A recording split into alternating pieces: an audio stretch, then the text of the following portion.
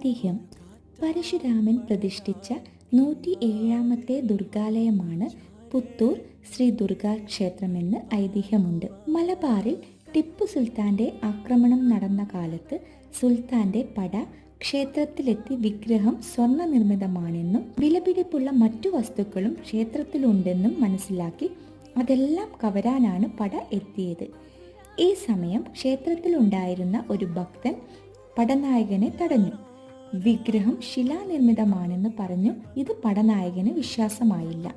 ഇത് മനസ്സിലാക്കിയ ഭക്തൻ ക്ഷേത്രത്തിനകത്ത് പോവുകയും ശ്രീകോവിലിന്റെ വാതിലിന് ഇരുവശമുണ്ടായിരുന്ന ദ്വാരപാലകന്മാരുടെ ഓരോ കരങ്ങൾ മുറിച്ചു കൊണ്ടുവന്ന് പടനായകന് നൽകി.